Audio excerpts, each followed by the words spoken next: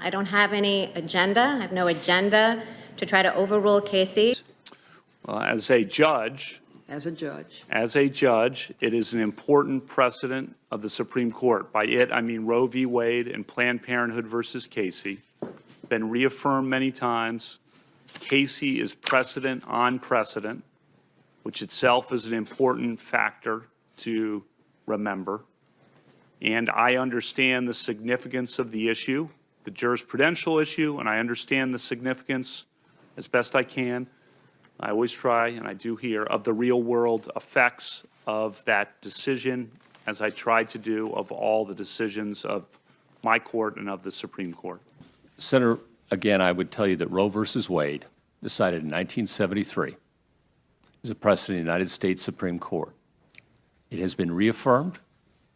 The reliance interest considerations are important there, and all of the other factors that go into analyzing precedent have to be considered.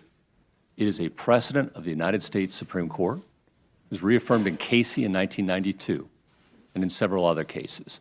So a good judge will consider it as precedent of the United States Supreme Court, worthy as treatment of precedent like any other. Had you ever met President Trump personally?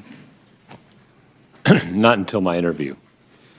In that interview, did he ever ask you to overrule Roe v. Wade?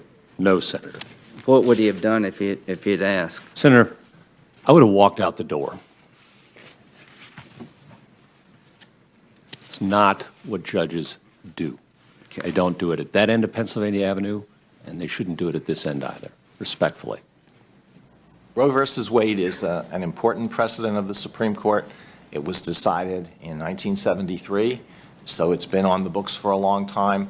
It has been challenged on a number of occasions, and I discussed those yesterday, and the Supreme Court has reaffirmed the decision, sometimes on the merits, sometimes in Casey, based on stare decisis.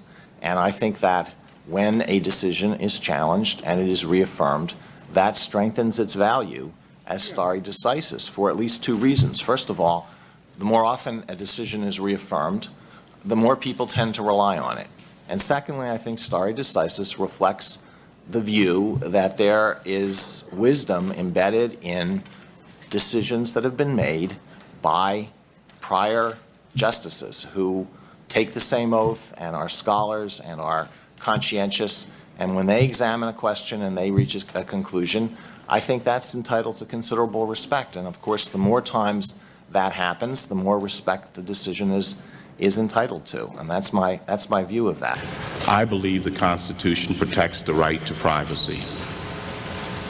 And I have no reason or agenda to prejudge the issue